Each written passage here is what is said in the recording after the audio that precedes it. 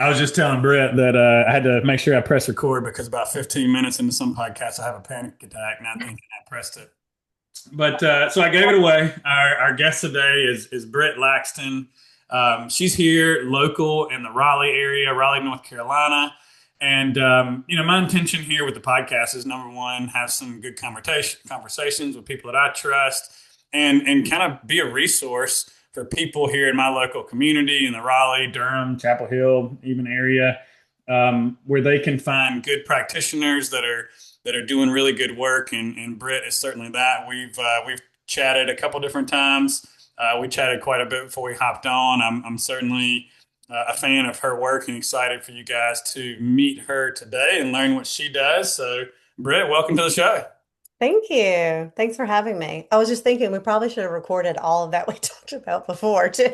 Yeah, I think we just did a full podcast. We chatted for This is like 45 minutes. two. This is like the second one. This is our second podcast. So if you're tuning in now, Britt, get us. I always like to kind of start with how did you get into this work? Um, what's your journey like? Wherever you want to start it off. Oh yeah. Okay, so wow. I got in, I'm like, how much time do we have? Okay. No, I got into this work several years ago. I started out a lot of people do with yoga. And then that became like my little gateway into Reiki and all these other things. And I went down that rabbit hole for a very long time. And I ended up, after a while, like people just kept coming to me. And they're like, oh, I need you to like fix me, and Mhm. I need to feel better. And I'm not, um, dissing on like Reiki or anything like that. I think it's awesome and it feels really good whenever you have it, any of these like energy healing modalities.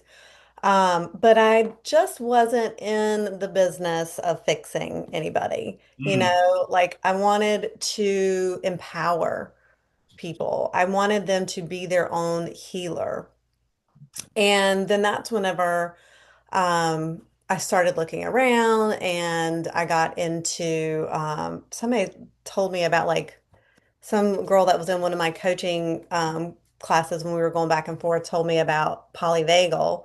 And so I went down that rabbit hole. I went into like more nervous system work, and then parts work and some attachment and all of that. And what's interesting is that a lot of the science and the polyvagal and the nervous system and stuff like that explains a lot of the energy, stuff, a lot of it.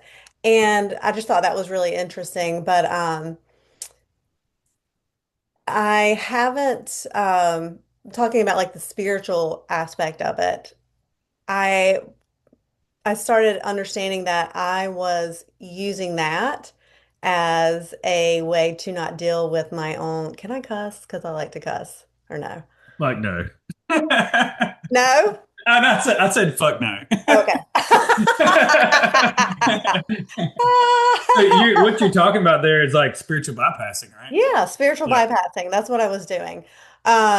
Is I was spiritual bypassing, and because I thought there was something wrong with me. I was always trying to heal myself. I was always trying to fix myself. And so that's why I had like a plethora of different Reikis I could teach and do. And like I went into shamanism and all these different things. And I just want, if I just do this and I keep going and I keep going and I keep going, then that will help me to understand and like all this past life stuff, and that's my karma, and that's what's happening. And so, and then I'll be better, right? Or, clearing my chakras and stuff like that. Yeah. All really great things to do. Yeah. However, what are you still feeding yourself? Like what's still there? The imprints are still there, Yeah. the things that you do and you watch and you talk about and you're around and all that kind of stuff is still there. And so that's what kind of got me to thinking, like, well, what mucks up everything? And so, Yeah, I had spent a lot of my childhood was, and we talked about this before too, it's a lot of like early attachment type things. And I think it's a lot of, I think it's important to note that people look at trauma as like, they look at it as like, I haven't experienced a lot of trauma. I had really good parents and they loved me and they loved me in the best way. Yes, they grounded me and all these types of things. Like I had good parents who did the best that they could. I didn't grow up, without, but, or should I say, and, I would say, and, um, there was a lot of things that I didn't get, Hmm. a lot of things, that, were passed on to me, from things that my own parents didn't heal within themselves. Hmm.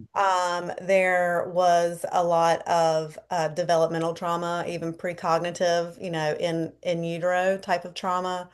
And then developmental trauma is what typically people say is more of like, the first 3 years or 7 years. But I like to say you can have developmental trauma like whenever, Oh you know. yeah, I mean, if it's this these patterns that are unconscious, these survival patterns that Yeah, kept us safe in environments, yeah, and it feels like us, but it's yeah, really a survival response. And that's one thing that I actually had written down as a question. yeah. I thought I saw you did a post on this. They're like signs of early developmental trauma. Like, what does that look like? Oh my gosh, it can look like so many people and their personality right Hmm. now, Signs of early developmental trauma are, oh my gosh, it could be anything from like not trusting yourself, sabotaging, um, oh my gosh, there's, um, even like up to like not even being able to like look at people, Yeah. in the eye, going for like the wrong people in your life. Just Hmm. it's just like a plethora of Like, different like things. like people pleasing, People pleasing. Yeah, I don't know why I just blanked on that. Probably because you asked me that intellectualization. question. Yeah. Yeah, intellectualizing, people pleasing, um, yeah, like playing small. It's Walking on eggshells. yeah, walking on And eggshells. and when we I don't know about you, but whenever we start to see these patterns, my first response is always like, "No, that's not me. How dare you?" It's almost like we defend our survival responses when we're not ready to see them. What do you mean? I love pleasing people. I Yeah. love, but we don't see how that is disconnecting, abandoning ourself, and Mm, because we don't have that awareness in our body, the language that our body is speaking to us to yeah. say, move towards this. Don't. This isn't safe. Don't move towards this. I think that's what you're saying with unconscious. We find ourselves in these um, situations that ultimately our body is trying to have a new experience and heal. But we Yeah. think, oh, I'm just attracted to horrible men and women and relationships. Right. Yeah. And it's it just it again, it does. It shows up as our personality. Oh, well, I'm just one that takes care of people. Oh, well, I don't need to be in the limelight. I don't need to choose, like you choose, You're always like I don't need to make a decision. Like I want you to choose. Yeah. Um and um with like developmental trauma too, it's the kind of thing where it looks subtle, but it's huge. Developmental trauma is like the small little cuts, and then it ends up being this big, huge wound, Hmm. um, where, you didn't get the attunement that you needed, meaning you didn't feel heard, seen, and understood by your caregivers. Hmm. You were told, like, when you were crying to shut up or to suck it up. You didn't feel that you could come to them with your problems, right? You were So you end up scared. hiding these real authentic parts of ourselves Yeah. and putting the part of ourselves that feels like this is what they want, which is again Yep. disconnecting from ourselves. Yeah. Disconnecting from ourselves so that we can connect with them, right? You're more important than me. Because honestly, when we're younger, they are more important because we rely on them for our survival. And I think that's what, we talk about safety a lot, and then we're going like around like a little bit of a circle here. But like safety, again, it doesn't look like, am I in a burning building? Do I have food and water? Yes, yes, yes. You need to have all of that stuff, right? You need to have like safe people around you, but safe also feels like safe to be you, you know, Yes.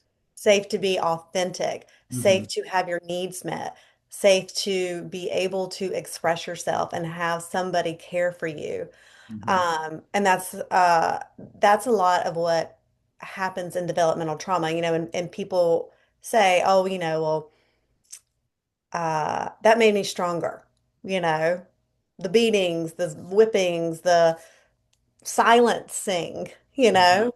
And so you learned to not trust yourself, and you learned that what I feel is not important. And so then you get into a lot of shame and self-worth type of things. And um, that's where a lot of it came from with me was a lot of that, a lot of shaming, a lot of not being attuned because I was different from my sister. I was a little more rebellious. Hmm. I also had a lot of issues, I mean, and that's also trauma. Like I had surgery whenever I was um like 11, and like in my teen years, I was fat. I had buck teeth and a big space in between my teeth. All these things. I got bullied from elementary school, and that's the other thing too. It's not just the parents, like not being able to attune, but it's and like the neglect, but it's also outside of that too. I was bullied from elementary school to middle school to high school. I didn't have any non-bullying until I got to college. Wow. And it was crazy, and that right there shapes you.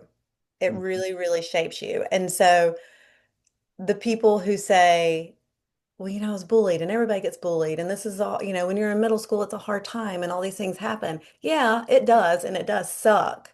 But the important thing is that, and that's one of the reasons why I do what I do, is that I want people to know, like, especially parents, because I'm a parent, to have the faculties and the knowledge and the experience of, if I can be safe and I can be in my body and I can build capacity to hold these emotions of my child or like people in my family, that's what they need.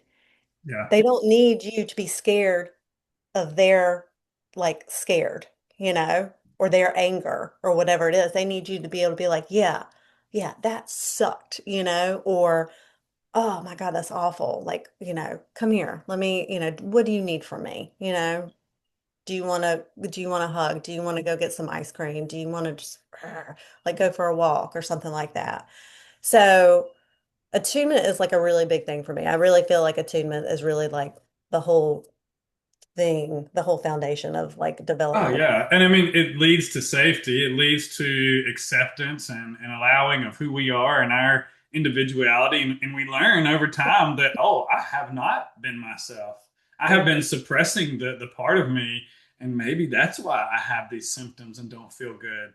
And at the yeah. same time, not to do like we were doing, not to go, oh, I'm going to shame these parts of me as well. It's Hmm. more like, wow, thank you so much for these adaptive, resourceful ways of feeling safe in environments when I never felt safe.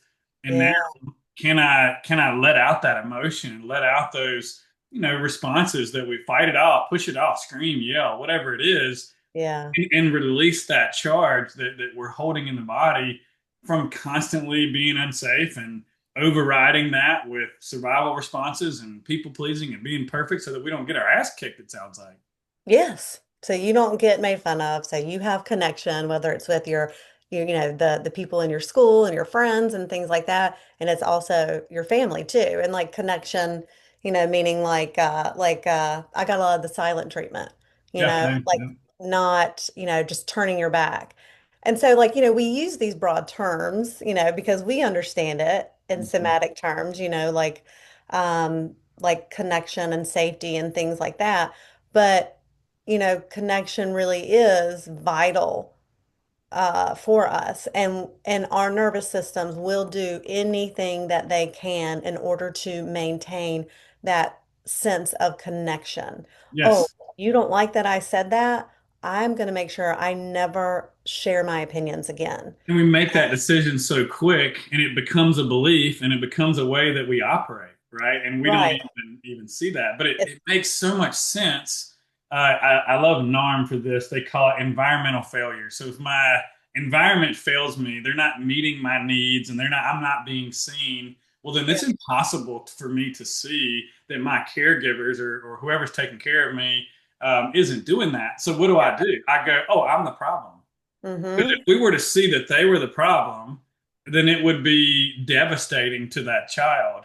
And so Yeah. instead, we learn to cope, to be resourceful and stay in connection, so that we can get our needs met at that time. And then we grow up and we see like this doesn't feel good anymore. I can't be in this skin, and that contrast is what allows us to observe the patterns that the masks that we've been wearing. And we can go, Uh, thank you so much for keeping me safe. And now I'm going to try something different. yeah. And yeah, I mean, and that's the whole parts work thing, part of it, of being able, and this can be a hard part for some people, when you do parts work, um, of being able to see these parts that worked with your nervous system to help you to adapt and be safe and in connection as something that you can have compassion for or gratitude for. Um, but meanwhile, they're kind of mucking up your life, right now, because they're adaptations from when we were younger that kept us safe then and in connection then. But now we don't need it anymore. But our nervous system's like, yeah, you do, because I don't know anything different. And you can talk to me all you want, Yeah. Yeah. but I don't know what you're saying. You might as well be speaking Mandarin, you know? Yeah. So, yeah. We want connection and we want safety. We want to be authentic. Yeah. And we start to see the part of us that isn't, the survival part. And it's like, I know what I want. I know how this part was formed, but how do we bridge that gap? Yeah, that's the gap. Yeah. That's a huge gap right there. It's like this and this. It's like your body and your head. And a lot of people work with therapists, and therapists are great. And I think having a therapist is a wonderful thing. I've worked with therapists. My kids have therapists. Um, but a lot of times what happens is, uh, and this is maybe controversial, but I mean, it's true. We like Um, controversial. yeah. When you are in therapy, you are working more, for the most part, in your ventral and more in that prefrontal cortex. Yeah, that makes sense. Like why? Which is like social engagement. Yeah, your social Right. engagement, your feel of connection, and being able to rationalize and focus, and things make sense when Yeah. you're here, right? Um, and when you're in therapy, because they're talking about, okay, like, well, why did you do that, or what happened, or whatever, you have somebody that you feel safe with. Now that's important. Somebody that you feel safe with Yeah, you is have a secure attachment. That's good. right. Yeah. Exactly. Yeah. Um, what trips people up though is that when you leave, right, they're like, okay, here's all the things that we're going to do, right? When this comes up, when your brother makes you mad or somebody makes you mad, this is what you're going to do. Well, now you have no connection to that ventral part and no connection to that prefrontal cortex that says, hey, if you do that, you're going to get in deep shit, or something like that, or you're going to get hurt. Instead, your body is like, or I'm going to yell, or I'm going to punch, or I'm going to hit, or I'm going to do whatever, or I'm going to run away, Mhm. right? I'm going to not address that the way that the therapist told me to do, because your survival is going to win out over your thinking brain every single time. Yeah. And it's, and then people beat themselves up for it. And Right. doing is so freaking exhausting. Yeah. Like, oh, here's my homework, and here's what I'm gonna do, and I'm gonna observe it, and then here's my moment. And it's Mm-hmm. like everything in my body is screaming to do something different. So Yeah. if you don't like that, then how do we change? Yeah. Okay. Well, thanks. Yeah. I so that's my whole thing, like just kind of following up on that is um when that happens, people think that there's something wrong with them, Right. right? And I just can't do it. And I've been to therapy and I've tried it before and it doesn't work and da da da da da da da da da. You know, there's a reason. And so that's one of the things why I do what I do is that because I want nobody to think that there's anything wrong with them. I had a Yeah. conversation with a friend about this the other day and she said, but there is something wrong with them. And I was like, no, there's That's the not. belief we got to work on. Right. I was like, there is nothing wrong with them. She's like, well, they're here for a reason, right? Because there's something wrong with them. And I said, no, their body is literally doing exactly what it was meant to do. There is no fault in what is happening It's here. working perfectly for the environments that we've spent time in that shaped our Right. system. Right. And when people start to recognize that, and so that's a little bit of like the psychoeducation piece of Yes. it, Yes. is they start to understand that and they're starting to be like, oh, wow. Okay. I've had people be like, oh my God, I thought I was just lazy my whole life, because they were stuck in dorsal most of the time. Yeah. Yeah. Which is shut down. So Yeah, people. shut down. Yeah. And so, yeah, like feeling like apathy and blah, and like I have no energy and fatigue. And she's like, wow, learning that that's a protective part of your system, right? And so when people, when they want to like aim for something like a desire of like I don't want to have anxiety or I want to have this relationship or I want to be able to step out in the world and do what I want to do. What is stopping people is their nervous system. It's protecting them, Mhm. right? And we're working with this rational part of us, but it's not rational, those fears. If when you grew up, it was not safe to be seen, it was not safe to express yourself, it was not safe to be like the only person, like to be big. You are going to freak out Yeah. when you have to put yourself out there, you And we know? go right back into the pattern of now I'm going to shame myself. Right. Uh-huh. And you're going to be like, "Oh, well, I'm not going to get that done. I'll do something else. I'll do this or I'll do that or I'll just do something else. Something else but that. Something that feels tolerable and capable, but not the thing that you want." And we're avoiding our true self. Right. Uh-huh. And Because so how does it's that feel? like shit. Yeah. It's that pattern again, and then you think, oh my God, something's wrong with me. So it gives a lot of understanding how your nervous system works, gives a lot of context. Yeah. And that's just a big thing for me. I told you before is that I don't ever want people to think there's anything wrong with them because there's not. You know, there are ways that your body has adapted, and because of that, and because we have not been taught this crucial information of our own body, you know, and how to work with it, not against it. We work against it all the time. Okay, this person pissed me off. I'm just going to ignore it. It's not like a big deal, you know, or this person has it worse than me. Okay, I shouldn't feel that way, whatever. Shame and And avoidance. yeah, deflecting, all that kind of stuff. And so because we don't know how to work with it, all we've been taught is how to work against it. How to fix it. Yeah, we just blame and blame and blame and blame ourselves. And so the first key it's learning how what the nervous system is, how it has been protecting you, and having this kind of compassion and gratitude towards it and your parts, your parts that are, and for people who are not aware of parts, it's, essentially um like you have one whole, you come into this world and maybe not all the time come into this world because you could have the precognitive trauma Mhm. as a whole person. But then the experiences that we have it's kind of like a spider web. It kind of fragments out. And this, again, talking about spirituality, it goes into a lot of like shamanism and stuff like Mm. that. Because, shamans go into the other worlds and they go and they bring back parts of us.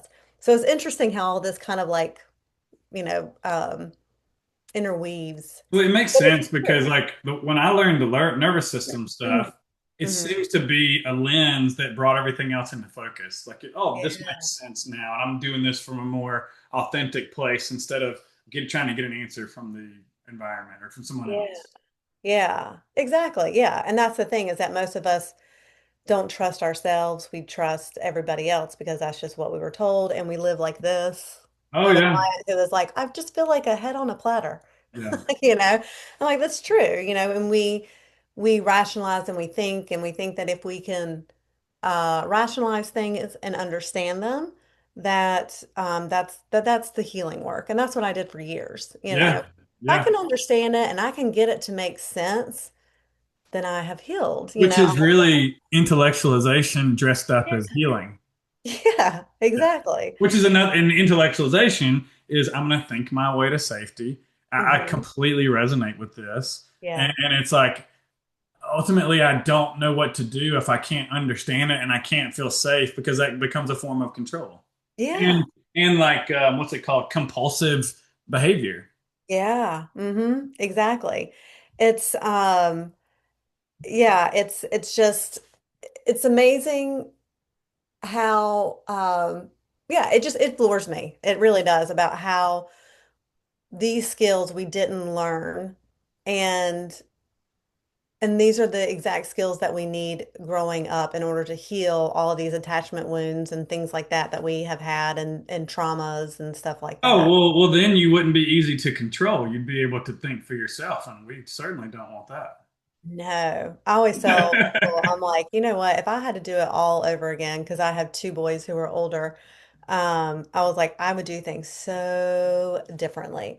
But the part about this though too is that, for anybody who watches this also is that it's never too late, Oh, to yeah. do this stuff, even though, if you have kids and they might be grown.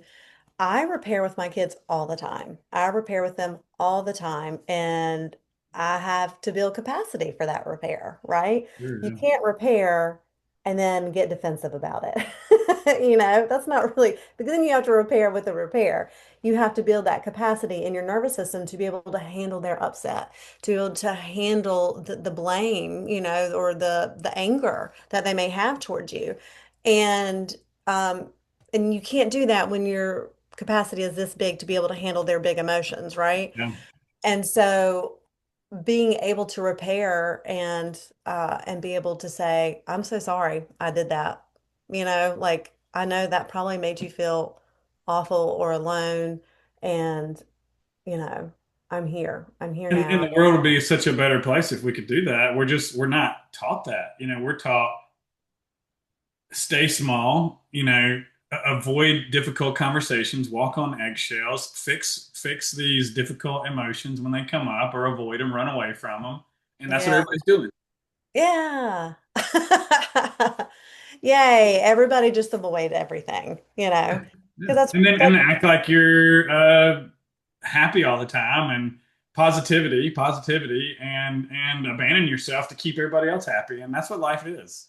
And we wonder why. I think aging is just an accumulation of not being ourselves and not expressing our emotions and feeling like we're bad. it's just you're just saying that. I was like, I was just thinking about there's all these like funny memes and stuff about women and maybe men too, but mostly that I see women about like when they after they turn 40, they're just like, screw it. And it's kind of like I feel like you reach that age where you've like just tried and tried and tried and tried and tried like everything. And then finally you're like, oh, like you get that wisdom, and you're like, oh, well, this is the reason why, like I did what I did, Mhm. or you like you can kind of like dig into it a little bit more. I think that um oh my gosh, I don't even know where I was going with that, but anyway. You're talking like it kind of sounds like the midlife crisis that we all tend to go Yeah. through when we've been suppressing ourselves for so long, and we wake up at whatever age that is, and we go, Yeah. who the fuck am I? And why do Yeah. I continue to wear this mask? It's exhausting. It feels like a lot of pressure. And honestly, it Uh-huh. sucks to be me. I hate this life that I've created. And so we start blowing it up and ultimately get back Yeah. to authenticity if we're lucky. Oh, yeah, Um, we're lucky. and And I and I think, think I think we can do that. We can avoid a lot of that. mhm, And also that's what our society is going through right now. I feel like it's a massive waking up to this bullshit way of living our life. And I think we can teach our kids, like you're doing, yeah. how to repair, how to regulate, how to be in their body and be authentic. And the more we do that, like we really change things fast because we have discernment. We're not gonna be controlled, and we're Mhm. gonna be ourselves. And that's what the world needs. We don't need more of the same. We need more Oh, yeah. authenticity, more Yeah. permission to be us. And it's scary.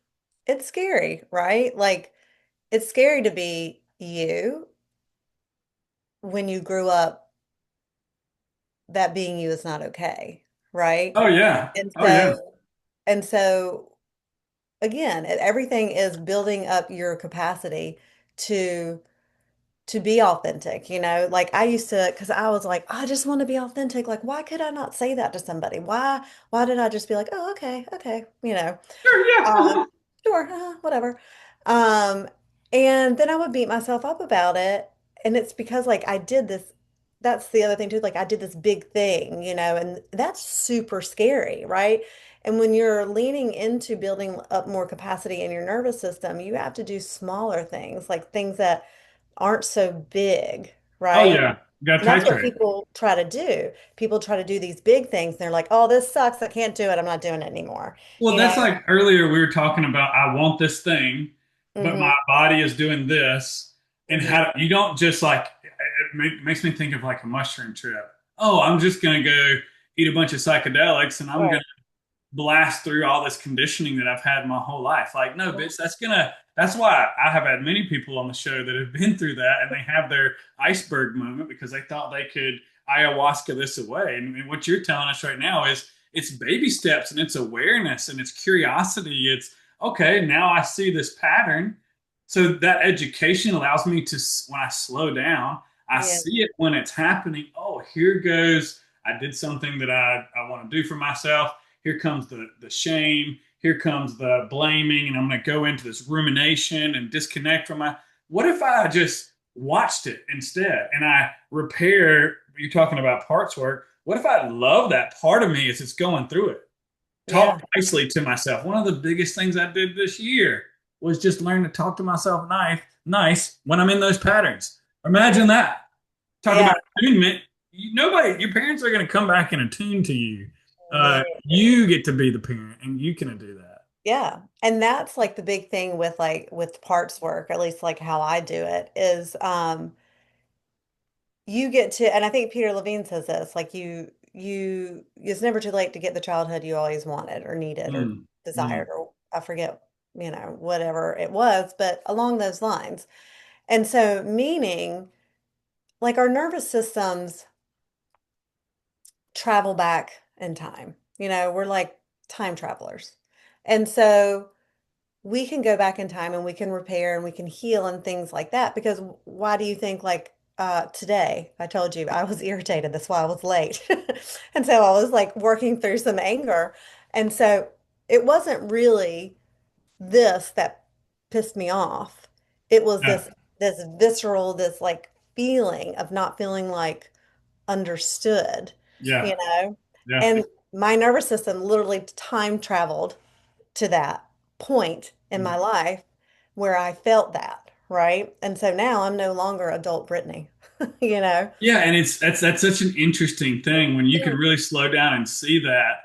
You can probably identify what part of your life that's coming from. Like, oh, here comes teenage Mitch coming out, and Yeah.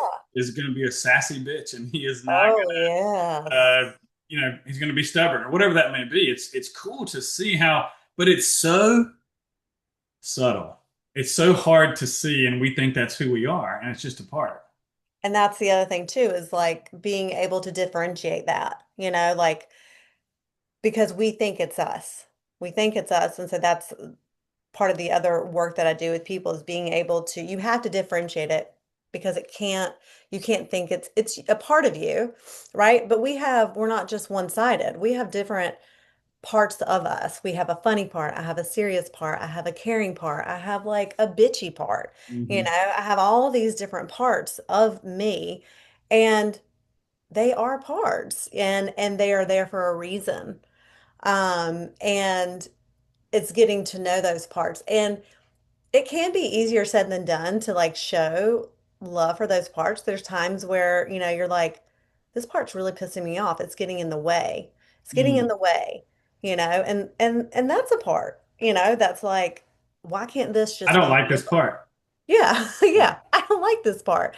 It's that like resistance part. And so it's being able to understand, um, yeah, like why these parts are doing what they're doing and why they came to the aid when a parent wasn't there, Yeah. right? And so getting back to the whole like it's not too late to have the childhood you always wanted. Um, when we talk about parts work, the big thing about that is when you're working with your parts, you learn how to be the adult self, and you can call a lot of people say like it's like a part of your like highest self, or there's different versions. It's like it's the part that is very like loving and compassionate, but it's also the It's like part. a third person observer that's sturdy and able to hold all of that intensity of that experience Right. with Yeah. like compassion and curiosity, not Yeah. like hurry up and get this thing out of here. It's more like what's going on and what's that feel like and what do you Right. need right now? Yeah, exactly. It's the compassionate one, but it's also the one that can protect them. It's also the one that's like, if you think about this, who doesn't want as a child, if somebody comes up to them as being a bully or something like that, somebody doesn't have to be a parent, but somebody who was like, don't you mess with her. Don't you Hmm. mess with him, or you're going to have to deal with me, Hmm. if somebody did something. And that's kind of like, but also be like, oh, come on, honey, I love you. Like, let's go, like an animal does, like let them jump all over them, but then it'll be like, I will, get Rip you if your somebody will rip your yeah, face off if yeah, somebody comes I like near to you. think of it as like almost like I get to be the superhero in the story. And Yeah. if I can understand what the emotion is, what that part of me is going through, Mhm. typically I'll start to get images and things like that. And Yeah. I'm like, what do you want to do? And it's like blow this person up. There's some anger. Yeah. Maybe it's rescue them, take them away, and or give them their favorite thing, and just let them know that it's going to be okay. And I see you, and you're not in trouble, and Yeah. you got this. And if I need to, I'll rip their head off for you. Exactly. Yeah. And it's learning how to be that adult self, right? Because even like I said earlier, I was processing some anger, but having my adult self there to kind of hold space for that part that needed to be like, that needed to be like, oh my gosh. Or processing it through the adult self, like the adult self being like, don't you hurt that person. Like, don't like get back, or Boundaries. let's get you out of here. I love you. You're perfect. You're perfect to me. And attuning with that part. You're going to attune to a 5-year-old much different than you are like an 18-year-old. Yeah, You're gonna be like, yeah. hey, sweetheart, let's go and do this. Like your little 18-year-old self's gonna be like, Hmm. you Yeah, know. yeah, yeah. You're right. Well, So it's like all awareness.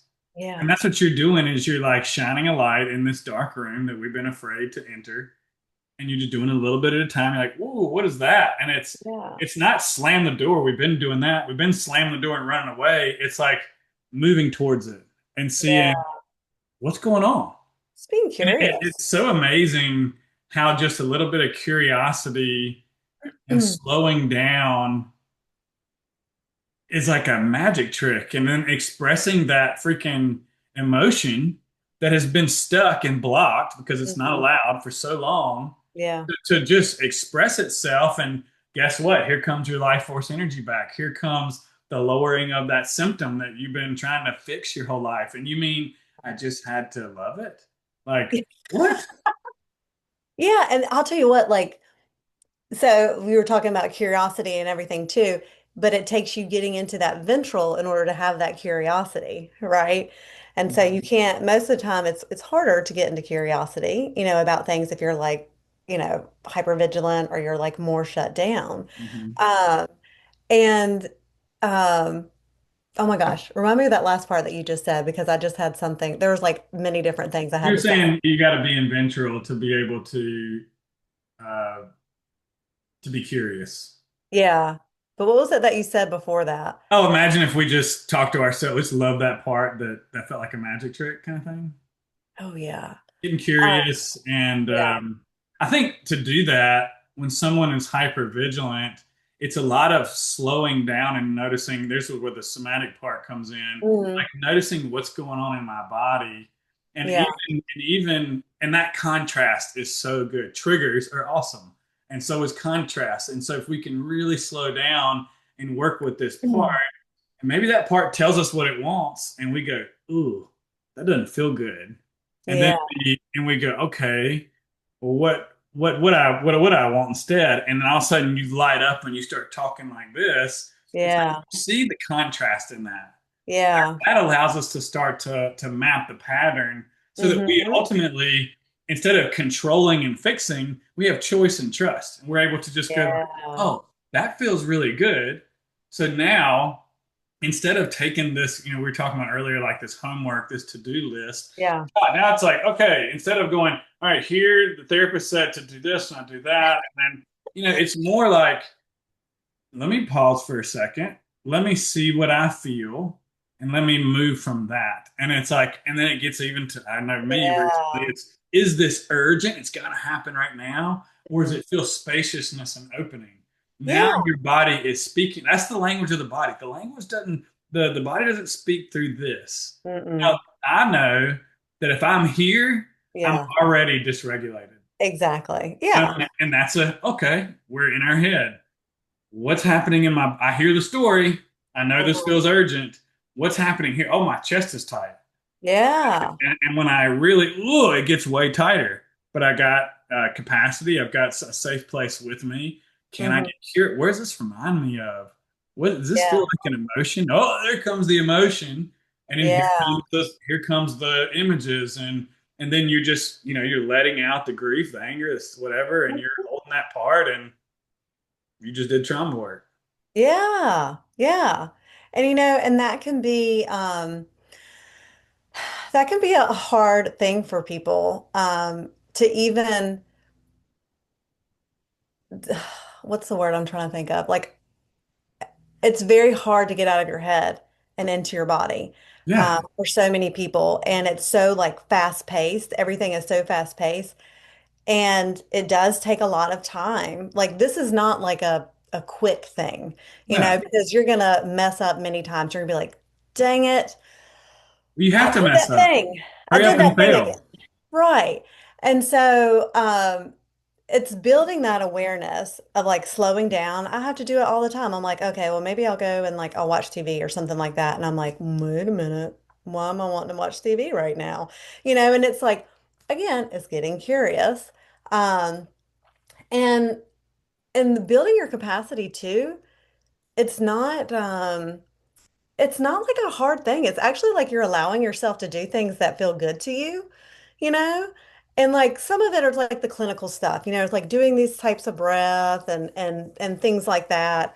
And orienting and things like that. But, you know, there's also like a lot of really cool things that you do that bring you into your ventral that help you to create regulation in your body. And it doesn't take a long time to do it. And Yes. it's, I mhm. didn't mean to interrupt you. Keep going. No, you're I was fine. just going to say that's where resourcing comes in. Yeah. And like a lot of thing that my therapist and I worked on here recently. This is going to be funny. You'll love it. The weird talk. I just met. Have been working with her for a while. She's great. And she's like, "Damn, it sounds exhausting what you're doing." Like I was trying to be perfect and heal all the time, right? And then she's like, "What do you?" It's going from doing to being. What do I doing? Sounds like I have to do these exercises. I have to, I don't Yeah. know, not eat like not eat fun foods. I have You're to not regulated if you have um, to. do this work. I have to blah blah blah. And it's like, well, what feels good? What would you like really like to? And resources. We start with external resources, and it's like, man, I really like hanging out with my dogs. I like going for walks. I like spending time with my friends. I like watching sports. I like hanging out with my wife. Yeah, And can we do more of that instead of the things that we feel like we have to do that feel urgent? That if I don't do it, X Y Z is going to happen. yeah, More of a survival, it's more control, and that's doing. But it's like this whole other feeling of that's how I stopped smoking weed every single day. I still yeah, smoke, but like yeah, I was doing it every night as a habit to yeah, feel like because I was afraid if I didn't that I wouldn't sleep. And that yeah. saves my ass for the last 20 years. And it's Hmm. a pattern that I didn't need anymore. And when Right. I spent some time away from it, I was able to see, oh damn, I can sleep for the first time in 20 years. This is awesome. And then there's other times where I'm like, I want to hang out with my friends and puff on a doobie right now. That feels really good. And it Yeah. feels so much better to follow that impulse Hmm. instead to compulsively control myself to get an outcome that is outdated, that is no longer needed. Yeah. And it's being able to say, okay, in those instances, one of the things too that I teach is really getting into that adult self and really what does that feel like? Yes. And only from that place is where your truth is and so if you're like, okay, I need to do this, I need, what do you do? Like regulating things, do you do that predictably bring you into your adult self, which Mhm. is a lot ventral most of the time Mhm. too, you know? And then from that place, being able to say, oh, I want to smoke weed, or or you know what? I don't want that brownie. I really just need to go and put on one of my feel good shows. That's Mhm. really what I want to do.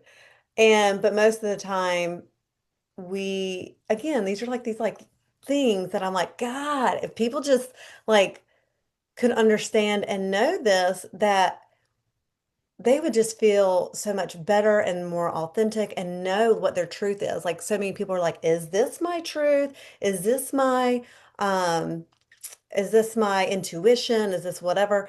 But we're choosing things in our life based off our survival patterns, based off being in protection mode, whether we're in dorsal or freeze or a combination or whatever, and we need more play and stillness and ventral, Yeah. right? Yeah. And I know that's easier said than done, but that's why like we do a lot of like tool building and things like that and like taking tolerable steps towards what it is that you want. Like what do you want to allow? This is a big one, especially for women, receiving good, receiving things, because we naturally want to be the Oh, caregiver and we want to give, right? you just triggered a question that I had written down. You talking about feeling good, and Hmm. you did a post where you're saying it's almost like this. Good. You're doing this work. You're slowing down.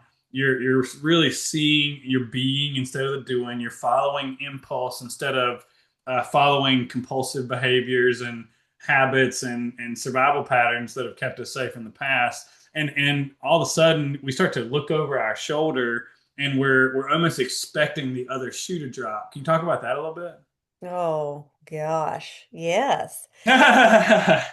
So expecting the shoe to drop, God, it's a big one because I see it a lot with us where us, meaning just humans in general, where we weren't able to experience joy or play or fun. We might have, I know I was, you're like goofing around when you're little or whatever, and you're like, be quiet. Don't do that. Like sit down. Like, no. Like, you get shamed for it. Okay. For being a child is what you're For saying. being a child. Yeah. Yeah. Yeah. For having fun, for being you, Yeah. right? And or sometimes receiving good things meant there's a little something at the end that you had to do and also for them, you Yeah. know. So sometimes experiencing good, receiving good wasn't good, right?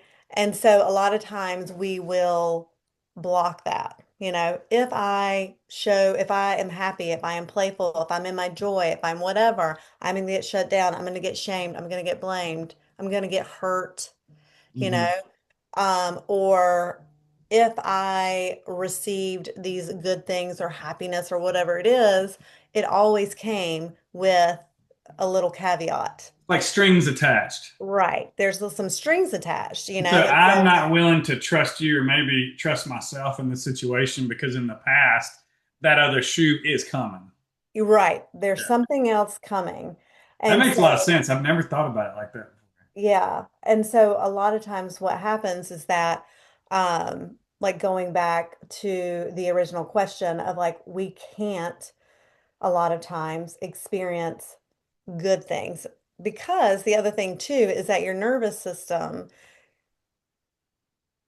what's safe is not feeling good things, right? What's safe is not feeling good things. So, meaning avoiding the strings that are attached to the good thing because you know what's coming if you allow yourself to experience joy or pleasure or good. Right. Yeah. Yeah. So like so again, we're going to go back to the whole safe thing. This doesn't necessarily always make sense. It's the gap, right? It's what feels safe to my nervous system right now is I just don't get good things. I can't experience joy like I shouldn't be doing this because if I do, I know this is going to happen. So I don't allow myself to receive joy. I don't allow myself to feel good things, right? Because your nervous system knows what to do.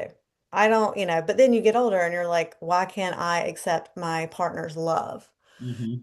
Why that when something good happens to me, I can't accept it, right? And then I sabotage it, Hmm. right? And so being able to, it's the receiving, being able to receive good things, and holding it. And so again, not only do we have to build capacity for like anger and sadness, but we also have to build capacity to feeling good. Yeah, that's a motherfucker right there. Oh, It's like seeing how we tend to treat our that's one of the biggest mind fucks in all of this for me was early on I read Alex Howard, I believe, and he mm, wrote a book about trauma, and it was ultimately we treat ourselves how we were treated because that's all that we know.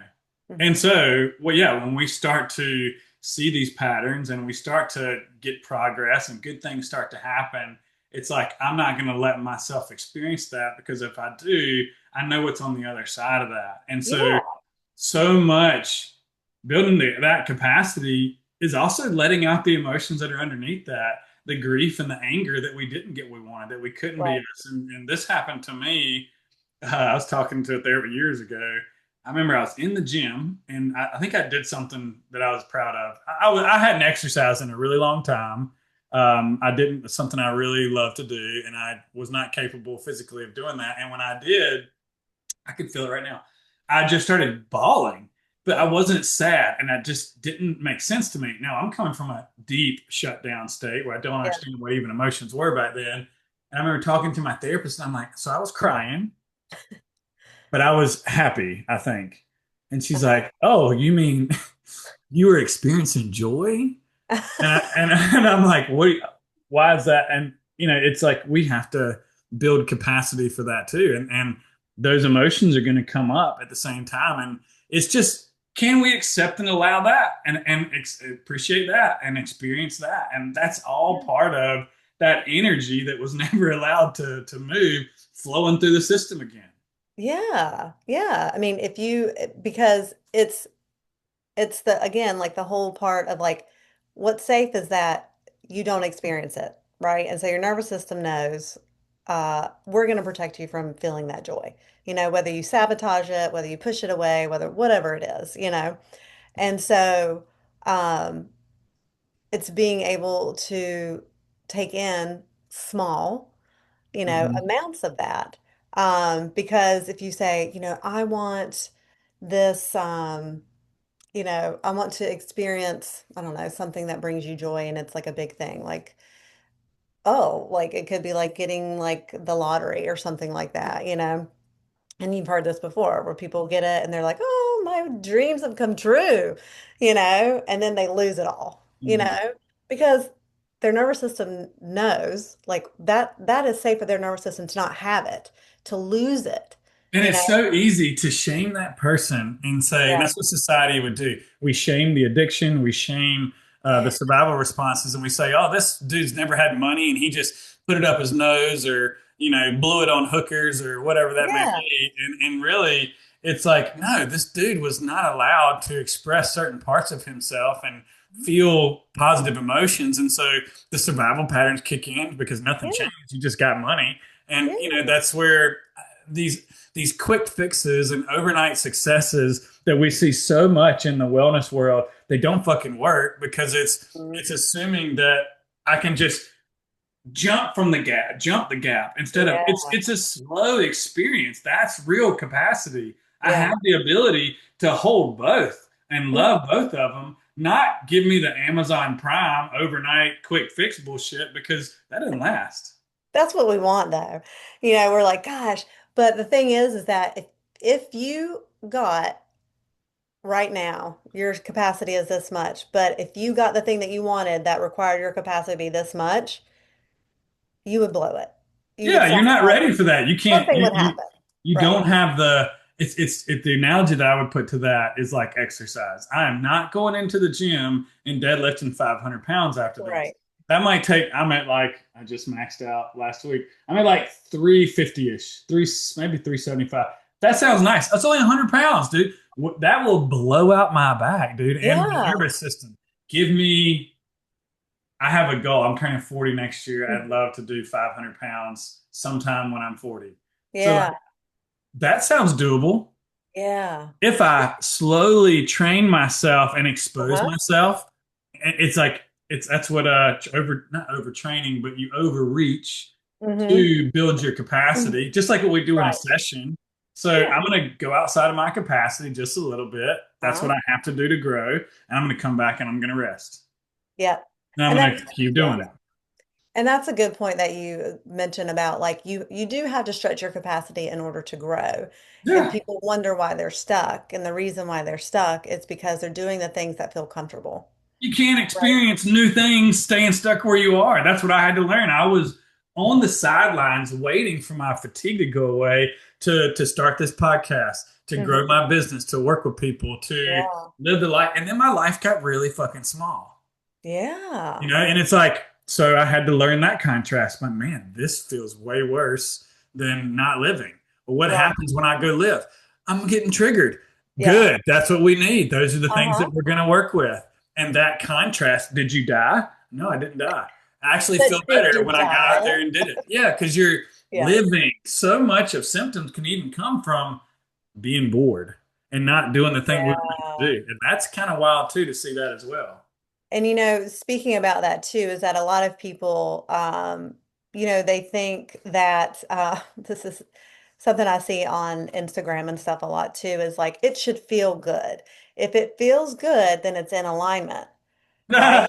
If it doesn't feel good, it's not in alignment. And I'm like, you've got a part, whoever wrote that, you've got a part saying that. Yeah. Because not saying that it's always going to feel bad, but like if it is something that you want that is a growth thing, it's not going to feel good. It's not Oh going to feel yeah. good, you Uh, know? And so a lot of people think it's going to feel good, and or I did this all the time. Spirit said blah, and that feels good to me. And so I'm just not going to do it, yeah. right? No, it's going to be it's not going to feel comfortable no matter what. But we have to do it again, talking about titration, small, like take a goal and then you have to really narrow it down to like, it could be like to be on TV or something like that, or to have a certain partner. But it's like the first tolerable step could be, what are all the qualities I want in my partner? Mhm. Looking at that, that could be a huge step that you have been avoiding. It Mhm. could be like write one quality down, like it's these small little ways. That's why it's important to have people to help you do this work because if you go too far, you're going to blow yourself out, just like we were talking about with like exercise. And so that's the other like big kind of thing that I see a lot of is people saying, well, my intuition says this. Guess what? It's really your part saying, girlfriend, that is not safe. It's really your hypervigilance getting loud right now. Yeah, yeah. And so, oh my God, this doesn't feel right. This doesn't feel right. Well, it doesn't feel right. Okay, maybe sometimes it's not right, right? But if it's something that you are aiming for, that you want, and it doesn't feel right, it doesn't mean it's not for you, Yep. right? It Yep. just means that you don't have the capacity yet to hold it, Yeah. right? And then you kind of like reverse engineer how to do that. Yeah, I have a good example of this that me that Yeah, happened recently is getting out and doing more local networking and things like that. And yeah, I had several. Right now, my fatigue is kind of doing like up and down, and it's okay. And I was going to some in-person networking. I had three events in one day. It was my entire day basically, and I was pumped the night before. Woke up and I had so much fatigue. I was like, "Are you serious?" And the old Mitch would freak out about that, cancel his plans and or supplement himself, like jack himself up to the gills, you yeah, name it, methylene blue, keep whatever it is, caffeine. And I watched all those patterns. I yeah, was okay with the fatigue. I went and took that with me and did it anyways. I was able to, the thing I was so scared of was having a 60-second elevator pitch because it's hard to describe what we do in 60 seconds. yeah. And That gives I me an did pretty good job. I got some ventral vagal going. I started talking to some awesome. people. By the second event, that fatigue was 20% of what it was. So from like 100 to 20. And the Yeah, last event that I went to, I was fully me and popping around and talking shit to everybody and having a good yeah. time. And I came home beaming. And that is creating a new experience Hmm. instead of sticking with the old patterns and staying stuck and avoiding our life. Yeah, it's those disconfirming experiences. Again, like it's that whole thing, but did you die? Yeah. Yeah. Not really that, but you're again talking to your parts and showing yourself, hey, like we did this thing and it did step us out a little bit more than what we were used to, but nothing bad happened. Do you see Mhm. that like you actually got joy from that? Do you see that you actually felt really good? Do you see nobody blamed you or shamed you or whatever it is, that you're Yeah. stepping towards and being able, but see, that's also part of the receiving of the good of Yeah. being able to receive. Can you take that in? Most people can't take that in.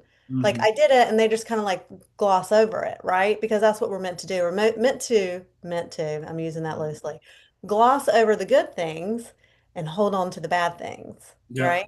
Yep. And I like that's, yeah, and that's part of like of adding to your capacity, of recognizing those things and showing your parts, hey, you did this thing, and you know what? Like, let's do a little celebratory thing, or let's like, let's watch a let's hardwire that in here and so I think celebration is such a big part of this work too. yeah, and then you're adding more ticks to this side that says it's safe versus the mountain of them that says this is not safe, or you shouldn't do this. And you're adding more to this. And so it's, a lot of times what I do is if I don't do it in the moment or say I'm not able to receive it in the moment, I will look back at my day and receive it then, and I'll be like, oh, where in my day was I able to, oh, like I totally didn't, my son said I love you without me saying it first, and I'm like,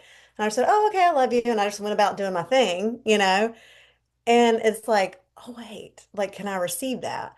And a lot Mm-hmm. of people will be like, oh, what am I grateful for? And like, they'll write at the end of the day, this great thing happened, this great thing happened, this great thing happened. But you're not talking to your nervous system if you're not embodying it and receiving it. Hmm. Like, what does it feel like to have like him say, I love you first? Hmm. Wow, Oh yeah. Like, so oh man, that good. feels really good. But we were not Yeah. letting ourselves feel that. But you might not be able to feel it. I mean, even if it's like, the other part too is like, even if it's like 5 or 10%, even if you're able to feel that for like a second, that's great. That's the other part of the whole all or nothing thing. It's not Yeah. in this work, it's not all or nothing. No. It's like if you can do like 1% or if you can get 1% higher, perfect. Oh, we're just Keep looking doing for it. little drops of safety throughout the day, not these massive leaps of faith, even. Yeah, because massive leaps have They never build been up to the massive leap. That right. happens. That what the example that I just gave took Hmm. 40 years almost, to be able to see that pattern. I mean, Yeah, really, I'd say I've been working on that this past 6 months to a year, something like that. yeah, But that all built Mhm. up to where I could actually have the capacity to be in that uncomfortableness yeah, and also be with what I want to create for myself, and yeah, then let that authenticity shine through. You got to go through the baby deer phase of trying a little bit and failing and feeling the contrast and the triggers and yeah, moving towards those and expressing the emotions that are underneath to get to the 500-pound deadlift, and when yeah. that feels confident and comfortable.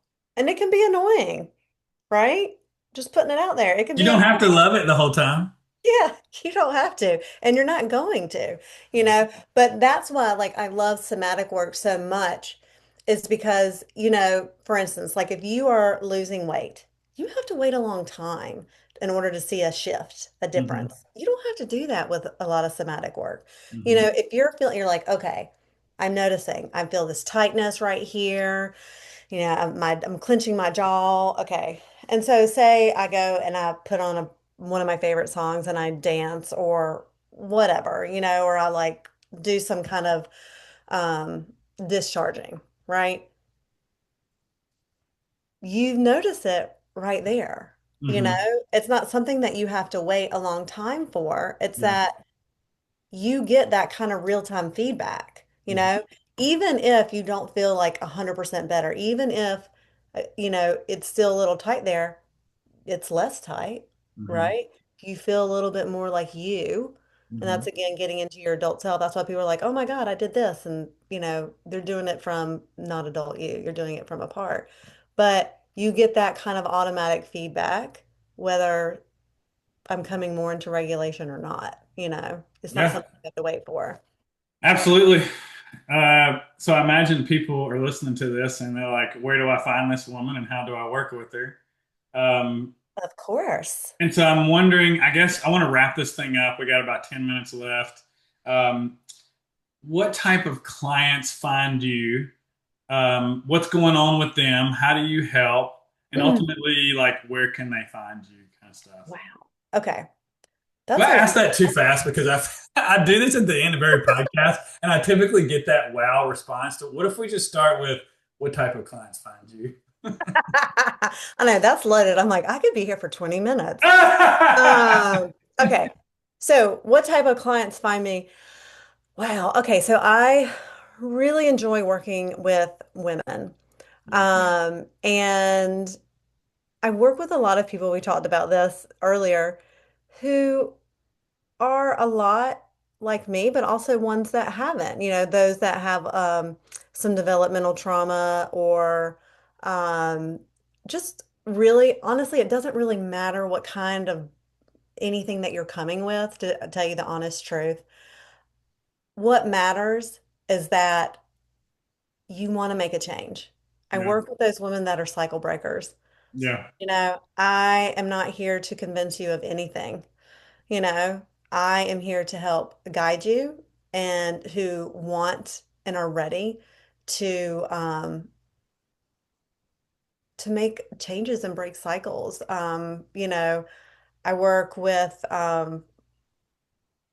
I mean, I don't know if you want like age range or whatever, but Oh like no, you don't have to go in all that. It's just more like how I think people are going to listen to this podcast and hear your yeah. story and everything you're talking about. They're going to Yeah. recognize.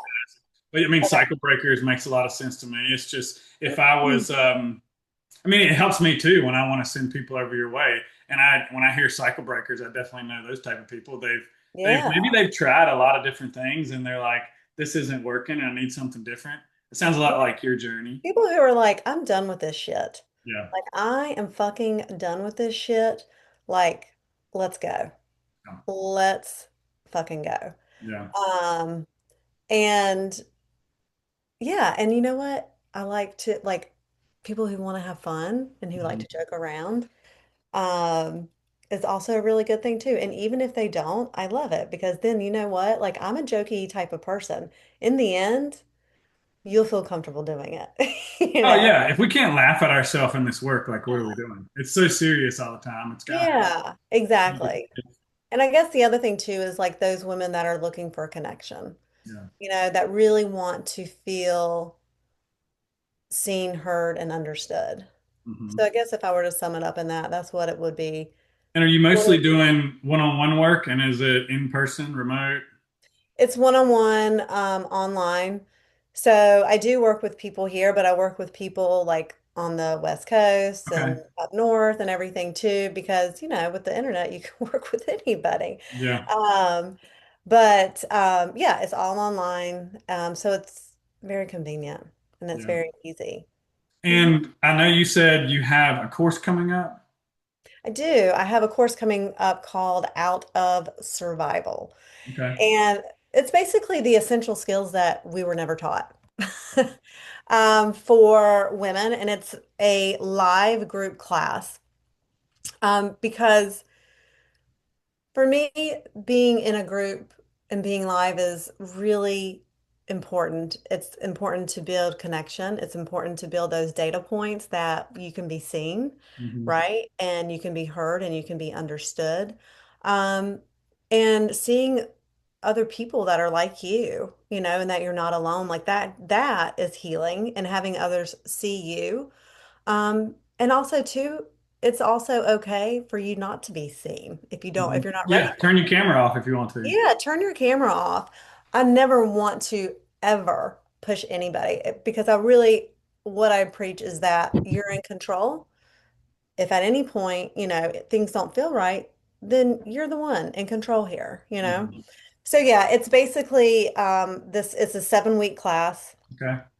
It's on Thursdays at 9:30, and we talk about the nervous system and we talk about how to build your capacity, a lot of what we talked about here, to be, attunement, being able to hold capacity for those things, but also being able to hold capacity for things that you desire. Because it's not just working with these other things, these things that are uncomfortable. It's also being able to build capacity, what is uncomfortable, good things and bad things. Yeah. Bad. Being able to hold two truths So, that are almost opposite. right. Segregation. And really helping them to understand and have the tools and have the autonomy. That's like my big thing is like having autonomy and having more of a semblance of control because I grew up feeling like I had no control over anything and everything was just a crapshoot and life was just coming at me like this. And that's a really crappy feeling. And I don't want anybody to feel like that. And so if I can give them the tools that I have learned to help me be uh, a better mother, a better wife, a better friend, um, a better person in the world. And, it only takes one person. I know a lot of people say this and it sounds really cliche, but like it really does because nervous systems talk to nervous systems. Yeah. And so if you can change, like I've noticed a difference in me just doing this work with like my kids. Yeah. Oh And yeah. they don't do the work. They don't do, I've noticed it in my husband. They don't do it. And it's just these life-changing essential skills that when you're done with this, you'll be like, holy shit, how did I not know this? And oh my God, I'm so glad.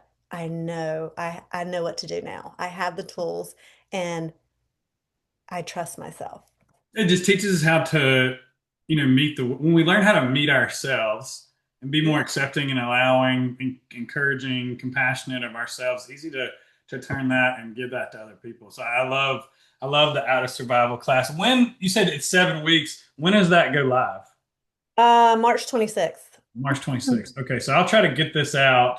Shouldn't be any problem at all. Okay. Get this out before March 26th so we'll put the link in the show notes. And then thanks so much for coming on.